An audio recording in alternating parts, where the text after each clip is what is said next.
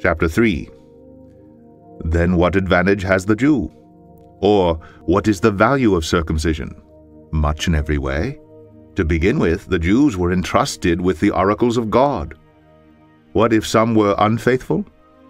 Does their faithlessness nullify the faithfulness of God?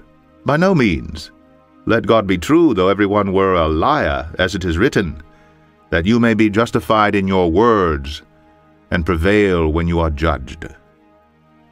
But if our unrighteousness serves to show the righteousness of God, what shall we say, that God is unrighteous to inflict wrath on us? I speak in a human way. By no means. For then how could God judge the world? But if through my lie God's truth abounds to his glory, why am I still being condemned as a sinner? And why not do evil that good may come, as some people slanderously charge us with saying? Their condemnation is just. What then? Are we Jews any better off? No, not at all.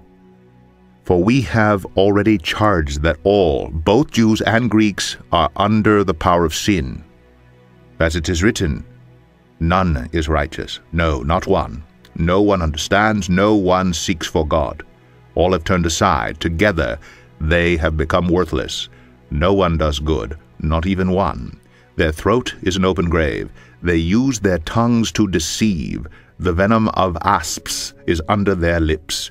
Their mouth is full of curses and bitterness. Their feet are swift to shed blood.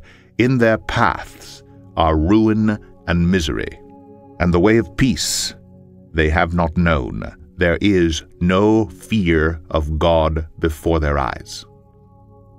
Now we know that whatever the law says, it speaks to those who are under the law, so that every mouth may be stopped, and the whole world may be held accountable to God.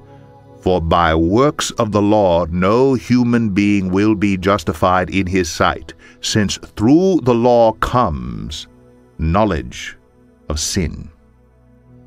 But now, the righteousness of God has been manifested apart from the law, although the law and the prophets bear witness to it. The righteousness of God through faith in Jesus Christ for all who believe. For there is no distinction, for all have sinned and fall short of the glory of God, and are justified by his grace as a gift, through the redemption that is in Christ Jesus, whom God put forward as a propitiation by his blood to be received by faith. This was to show God's righteousness, because in his divine forbearance he had passed over former sins. It was to show his righteousness at the present time, so that he might be just and the justifier of the one who has faith in Jesus. Then what becomes of our boasting? It is excluded. By what kind of law? By a law of works?